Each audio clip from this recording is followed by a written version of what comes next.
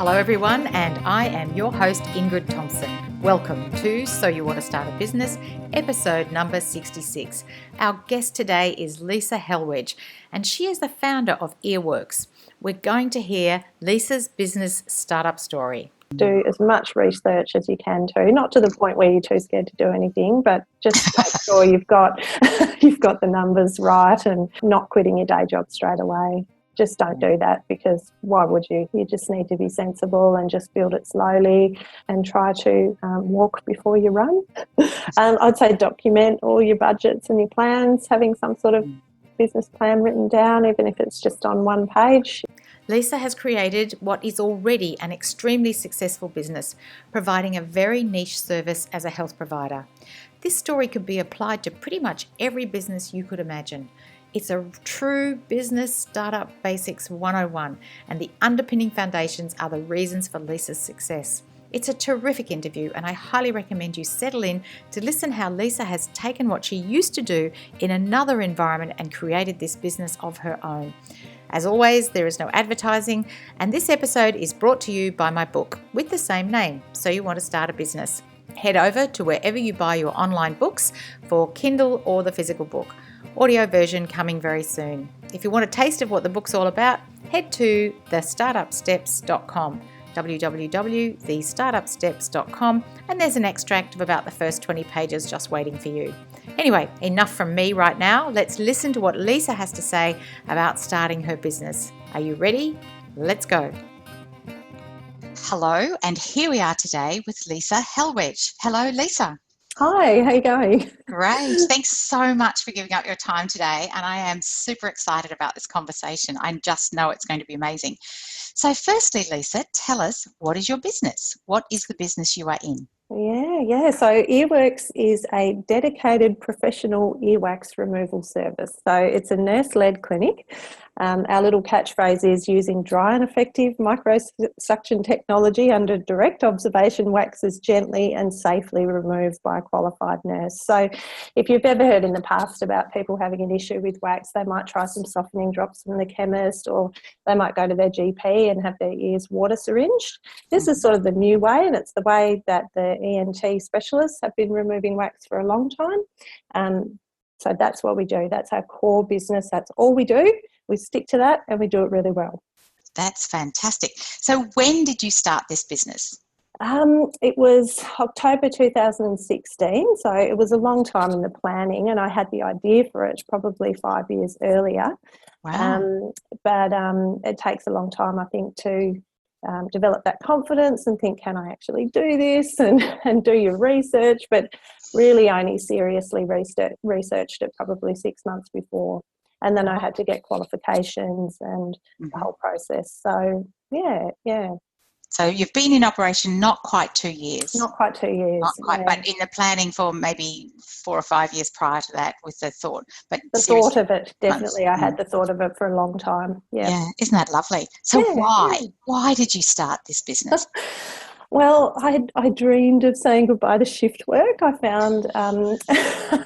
Given our conversation just before we got started, shift work is so difficult, isn't it? It is difficult. And also, just being a little bit limited, I think, in my scope, in my role in the hospital. And I was always tired, and I didn't always get to do things the way that I wanted to do and provide the quality of care that I wanted to, simply because time constraints and everything I was sort of working within.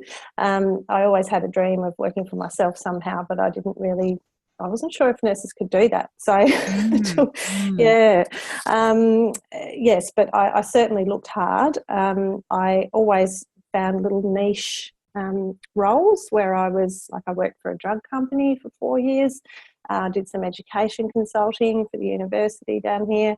I did a fair bit of project work, but a lot of time was spent in the ear, nose and throat clinic, which is where I had the idea for the service. Where it came from. Yeah. And I knew that there were other clinics very newly established, and so I had a bit of a template there to go by. That certainly helps, doesn't it? That you can see what it could look like. Once you get to see what it could look like, it helps to speed that process up a bit, doesn't it? Yeah, that's right. And seeing that other people, and not just those clinics, but other people that can work more autonomously. I always wanted to be able to do that. I work really well in the team, but I always thought, gosh, I've got these skills and I really want to share them, and I'd love to be able to just work by myself doing that. Yeah. Fantastic. What did you want? And you've kind of answered this question, but it's a little bit different. But what did you want from the business from day one? Yeah, well, I wanted to be able to use my nursing skills and work independently. I guess that would be the sums summary. that up. Yeah, and be able to generate an income and create wealth for myself and my family. That's really the goal. And that's really important, to generate an income and generate wealth, because they're actually two different things, aren't they? Yes. We'll come back to that when we talk about money. Yes. Okay, so now my favourite question, well, one of my favourite questions. When did you realise this was a business, that you were actually in business? When was it real? Do you remember? Yeah, well, when I started, because I didn't jump straight in. I didn't quit my job and then open the clinic. So I was doing two jobs. So I was working at the hospital and I was working in my Earworx clinic. And I opened 1 day a week, and then I opened 2 days a week. And at the same time at work, I'm cutting back, my days there, working more part-time. And then I was opening Saturday mornings at Earworx as well. And then Earworx was picking up, and I was sort of, ended up like every now and then in my lunch hour, I'd run from the hospital up to my clinic and see someone and then run back down. And so when I realised, okay, I think I need to resign from that's when I really realised, okay, this is real now. Because you've got to because you've got to think, well, how can I keep putting food on the table in the meantime? And I had some financial support from my partner at the time, so that was helpful. But it was really like a case of, I'm not quite ready to go full time into the clinic, but I also can't manage doing this. Like, it's not sustainable to be working 6 days a week and really, really long hours. So and running in your tea break down to quickly. And when all my savings went into Earworx as well, that made it really real. Like, the savings that I had, that all went into the business. So then it's like, this is real now. Okay. Yeah, this is it. This is what it is. Okay. Yeah. So it's really an interesting proposition that you're offering, because it's a very niche, very, very niche form of a health service. So how did you know? I mean, obviously, as it grew, you knew it was working. But prior to that, how did you know? You had the evidence that there was other clinics starting to open. But what made you think people would want a specialised, because you said at the beginning, this is all you do, you don't go outside this. How did you know that that's what people wanted and it would be viable? Well, I'd seen the procedure performed at the hospital for the patients there, and I knew that I could see that it was nice and gentle, and it seemed really easy and quick, and they were always really grateful to have that procedure. I also had to just look at I did my research, like how many people actually have a problem with wax buildup, and it's actually quite a small percentage of the population. But so looking at that, it's between 4 and 6% of the population. So then it's a case of, well, logically, the way I'm going to know that this service is needed is that between 4 and 6% of the population of Hobart are going to need this service. How many of them are prepared to pay to come and see us? How many people actually even do anything about it? Some people just suffer from it for their whole lives and just sometimes don't even realise. So I guess, that was it. I also spoke to the surgeon I used to work with and asked her thoughts around it, which she was really positive about it. That was how I thought, well, this could work. And the numbers started to stack up when you did those percentages, and we did our numbers really conservatively. So we worked out, the population of Hobart's about 200,000, so 10% of that's 20,000, so 5% is 10,000. Let's say only 10% of that come and see us. And we worked it out that way. So that's still a lot of people, isn't it? Well, we can only see a certain number each year because it tends to be something that people have a repeated issue with. So they become our clients for life if we do a good job. That's always our goal. That's fantastic. It really is. So you mentioned there about funding, that you, once you put all your savings into it, that it became a bit real. Is that the way you funded it, completely bootstrapped from savings? Yes. So yeah, we just put all our savings into it. Because the banks won't loan you money for a startup business. Unless you've maybe got some, lots of equity behind you or other things, but even then they're still reluctant. So and we just thought, well, we'll just do it ourselves. That's good. That's very good. Yeah, that's it's a brave mood, but that whole skin in the game, like once you're committed, it's all part of the same package, isn't it? It really it does. Yeah, that's right. With our expansion plans, we do have an investment partner now as well. So that's that's been. So once really you get positive. some runs on the board, so you're not sort of selling a dream anymore. That they can see how it all works, and then they're like, yep, we'll back you for that. So that's been great. Oh, that's congratulations on that. That's great. Thank you.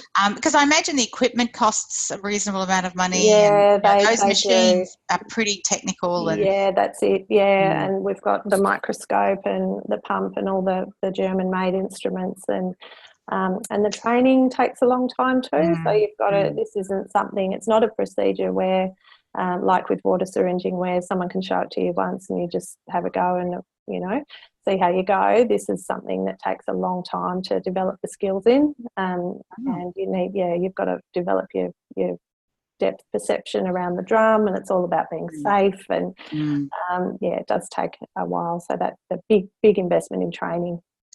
As well, because ears are very delicate, aren't they? Surprisingly, I mean, people poke around, and it's probably the worst thing you can do, isn't it? I know, yes, of course it is. No, I mean, I have to say, like, lots of people that use cotton buds that shouldn't end up coming through our doors, so I can't complain.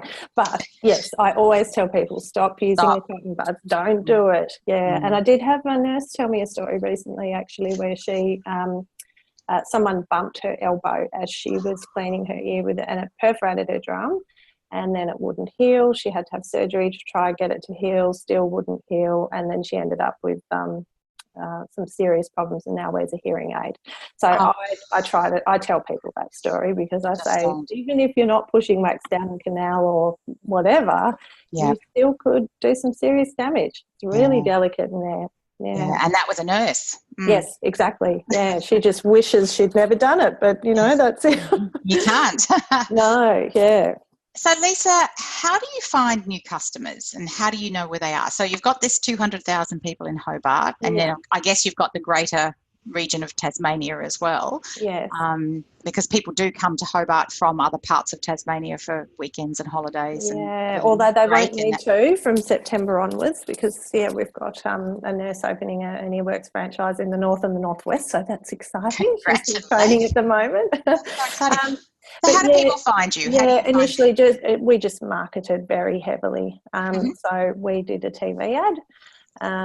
And that was great. I got myself out there as much as I could in with the GPs and the audiologists, and marketed our services and explained, how they're, complementary to theirs. And we've also put a lot of effort into understanding and targeting our client avatar, so we know exactly who the people are that we want to come through our door. We've been really explicit about that, and that helps us with everything from social media, how we word things, where we invest our time and money. Word of mouth's really big down here. We're considered a regional area in Tasmania, and we're a fairly tight-knit community down here, and word spreads very quickly if you do a good job or if you do a bad job. Yes. That's probably been a really big one. And so we also ask everyone as they come through the door how they heard of us. And is word of mouth the greatest way people? TV and newspaper down here, interestingly, which I wouldn't have thought, but and word of mouth.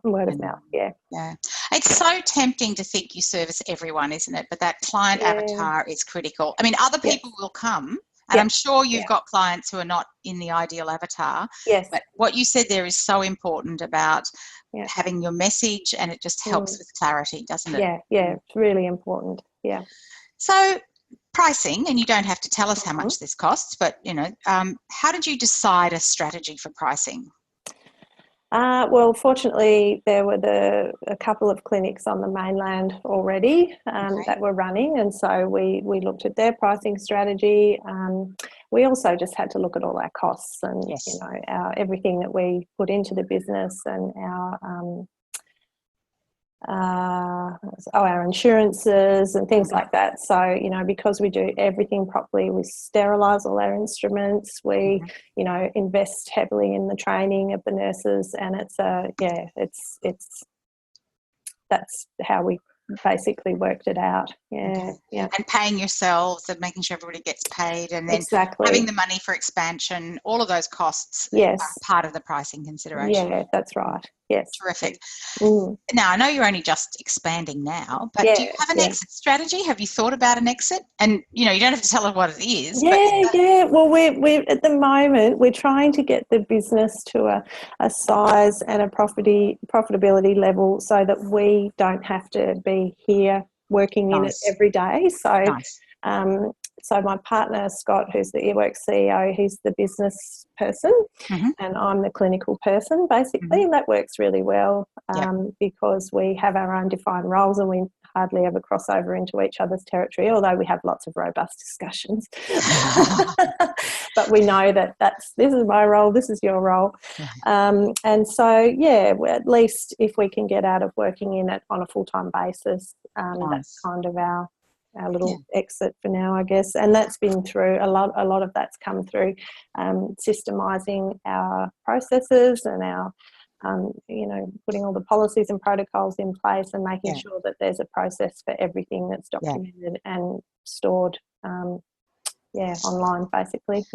Music to my ears. I'm a process queen, and anyone listening who listens regularly knows that I almost make my guests say that twice just because it's so important. But it gives you freedom, doesn't it? Yeah, it does. And if you've got everything systemised, you've got checklists, there's not much room there for error as long as those things are being followed. And I think also if you're wanting to expand, it's just essential. You just have to do it because we want people who attend an Earworx clinic anywhere in Australia for it to be the same as it is here in Hobart. Fantastic. It all has to be the same experience. That consistency, absolutely. Yeah. So a little bit of reflection. What is one thing you wish you had done differently at the beginning?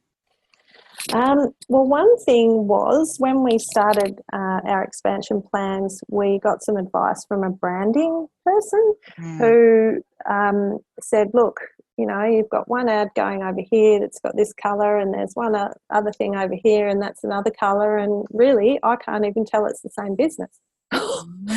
So we hadn't put the thought around. We'd roughly thought about it, what our colours were and how we kind of looked, but then we had to spend a bit of money to rework all that, and and we have done that now, and that was about 6 months ago, and I think it's been fine. But at the time I was like, if we change it too much, are people going to know that we're still us? And so I think investing in that in the beginning. What are your colours? What's the font that you're going to use? Do you use capitals or not at the beginning of things? Are you going to have a image portfolio that you just stick to those photos and don't do any others? That kind of thing.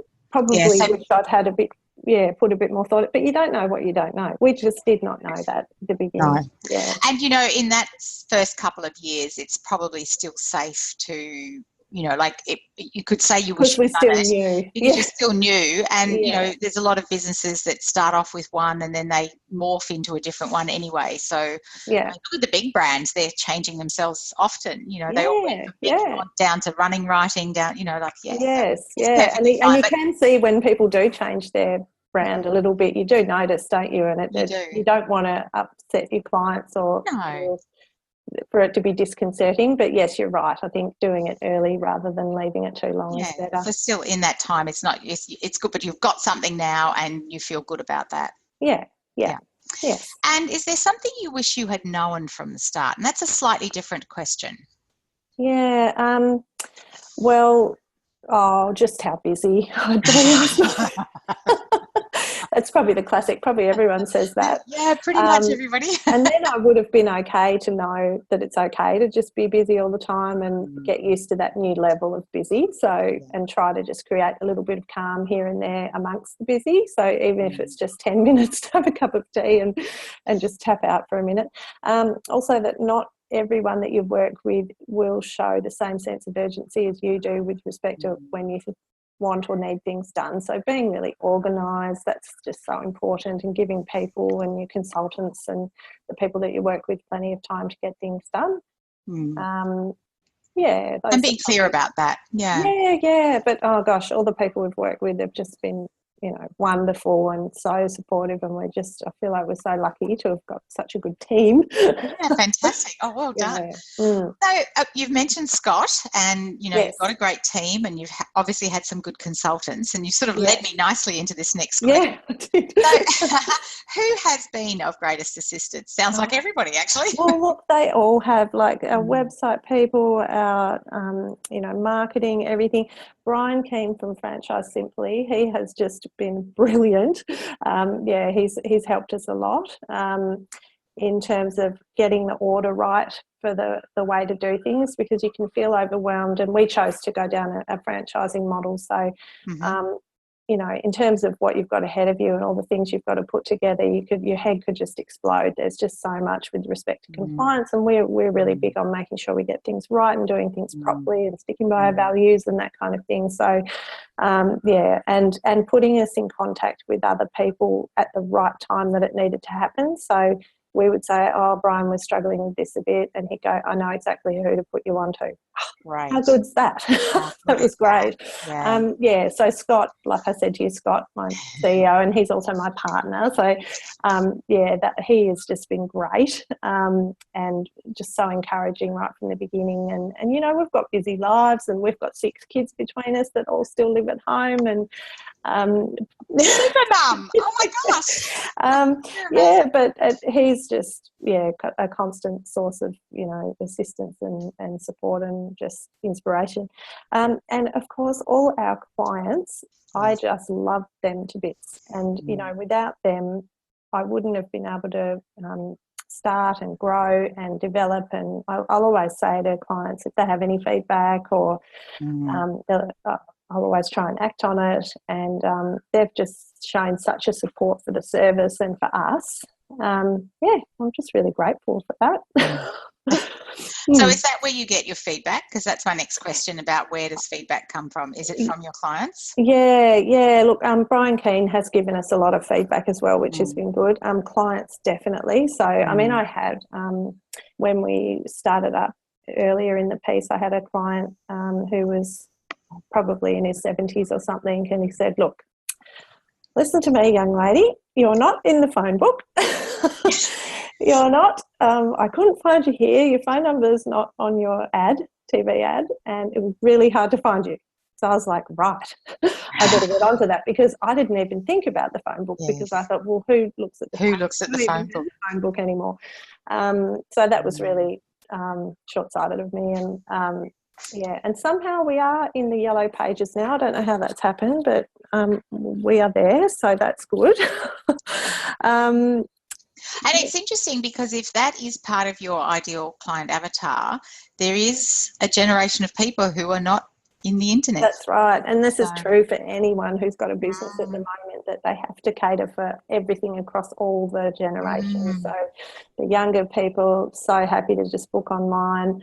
They've just got a whole different way of looking at it, where some of the older clients will say they like to ring to make an appointment, and they just like to do things a little bit differently, and they might like a reminder letter rather than a text message. Is that built into your system, that you take care of that? Yeah, that's right. Yeah. So smart, Lisa. So smart. I've done a lot of work over the last few years with dentists.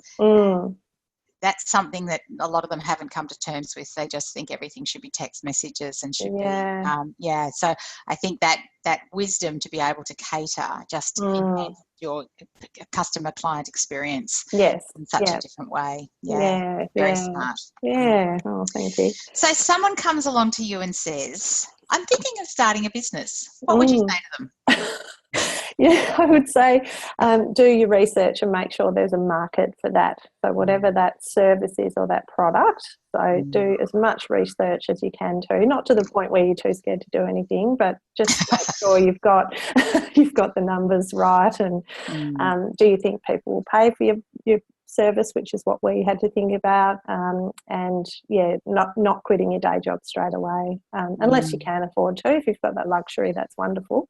But if not, just don't do that, because why would you? You just need to be sensible and just build it slowly, and try to walk before you run. I'd say document all your budgets and your plans. Having some sort of business plan written down, even if it's just on one page, is something. Find yourself some good business consultants as well. And that, like I said to you, yeah, that has been just so, it's about knowing what you don't know. So, you know, I don't know anything about marketing, for example. I do now. But when we started this business, I didn't know anything. I didn't know anything about websites, about how to get people to find you. You know, there are so many things I've learned, but I couldn't have done that unless we'd invested in getting the people that know how to do these things to help us. And yeah, work out how much time you think you'll need to put into your business, and then times that by at least 1.5 or 2 probably. And that's the level of commitment that you need. So yeah, and yeah, try to get your downtime where you can. So Scott and I, we prioritise our downtime, and we try to not let anything get in the way of that. And that's really important, because you have to have time to quieten your mind down and not think about work in order to have more ideas for work. I don't know if you know if that is the thing, but this is my experience. It's when I'm having quiet time, when I'm even in the shower, you know, that's where I'll get ideas which I wouldn't have got when I'm right in the thick of running clinic for the day. Because you're in action mode, and that's not when the ideas come necessarily. Yes. A quicker way of doing something, or some kind of nuance to what you're actually doing, but the big ideas don't come there. In fact, there's an example, and I can't think what his business is, but I think he takes a year off every couple of years, and just they build that into their pricing so that they can take a chunk of time, 6 or 8 or 12 months off, so that they can actually just travel and think and read and research and see what's out there, and then they come back into their business and grow it again. So I think it's some kind of creative design sort of person. They've got a team that keep the business running while they're doing it, so that Yeah, no, that's great. Yes. There you go. Nothing wrong with a little bit of tea and contemplation. Exactly. So 3 characteristics, and I think if our listeners they know this question's coming about the characteristics, they may have been listening for some of them as you've been talking. So what are the characteristics that you have that you think make you successful in your business? Yeah, commitment to the idea, I suppose, and really believing in your idea. And all these things, I feel like when I'm saying them, they sound cliched, but it's just so true. You have to believe in your product or your service, and be prepared to be a little bit flexible within that as you develop your business. So then realising you might need to tweak this or that, or maybe change what you originally thought, but that's okay too, just so long as you have that commitment.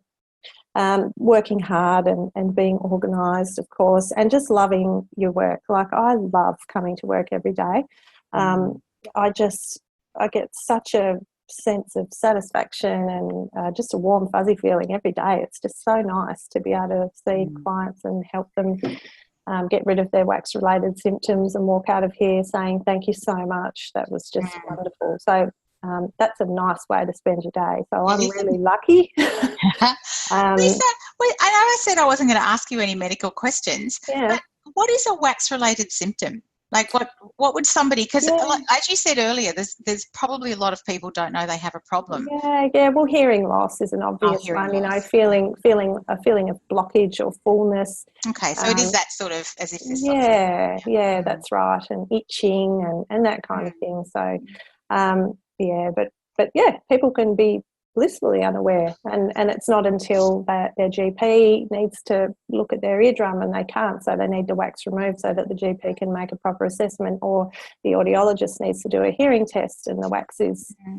80-90% occluding the ear canal, and that does, or if it's completely impacted, that will impact on the result of the test. So and you alluded to the fact that younger people use the online bookings. So this is not just something that older people have. It's younger people have. It spans right across the generations. Children are a little bit more prone to it. Their skin's a bit more oily, and they do tend to outgrow it as they age. So it's 1 in 10 children, 1 in 20 adults, and 30% of the geriatric and developmentally delayed populations. So as we age, the self-cleaning mechanism of the ear doesn't work quite as well. So everything doesn't work. I know, that's just add it to the list. Yeah. Oh dear. All right, so back to startups. So thank you for that diversion. So what are the characteristics, like you talked about what makes you successful around commitment and working hard and really loving what you do, but what are the characteristics for us, and you've sort of covered this, is there anything else you would add to that? I've sort of thought about this and thought, not like family support. That's not really a characteristic, but that really has helped me. Like making sure that my family and Scott and everyone understands what you're doing, so that you when you have days that you work really long hours, that they get it. Probably resilience would be a big one, because you do, particularly in the beginning, you might think, is this even something people will want or need, and you do get a few knocks from people here and there.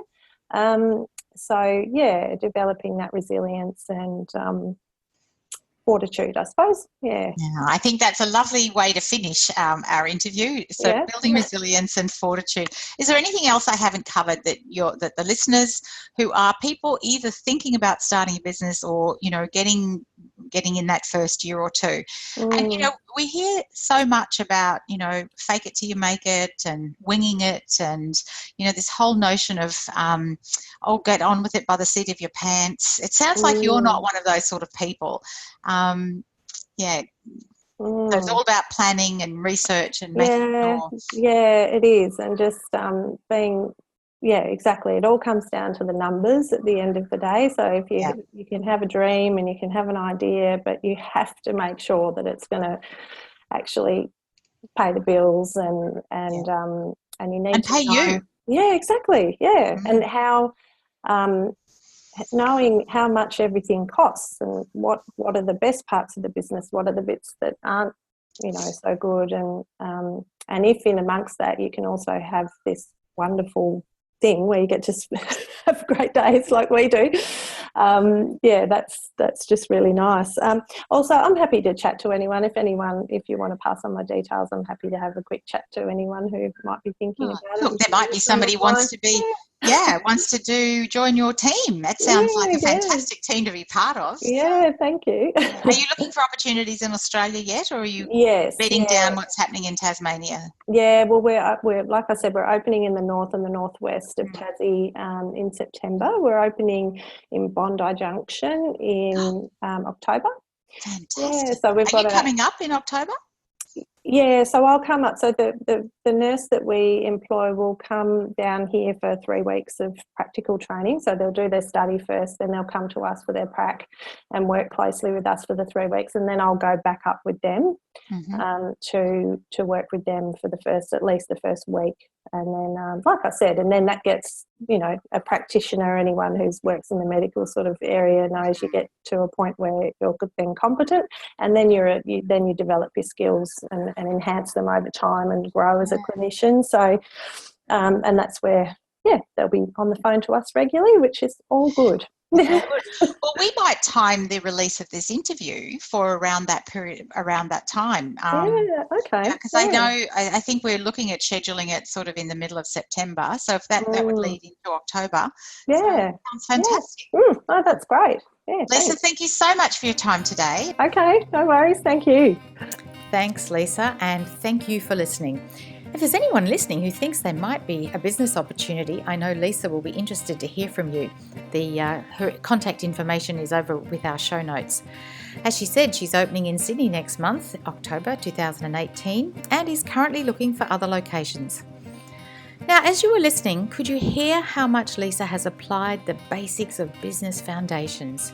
Do the research, know your numbers, have a plan, do the work. There are so many more business tips in this conversation for every business, not just health professionals. What was the number one thing Lisa said that meant the most to you as you plan your business? As always, you can find the full transcript of all podcast interviews over at my website, healthynumbers.com.au, with links and show notes. Let me ask you, please, what is your biggest question right now? How can I help you? Send me an email, ingrid@healthynumbers.com.au, and I will reply directly. I answer all my email questions because it's important for you to have what you need as you get started in your own business. As we always say, ideas without action, well, they're just that, they're ideas. What actions are you inspired to take today? Till the next time, thanks for listening.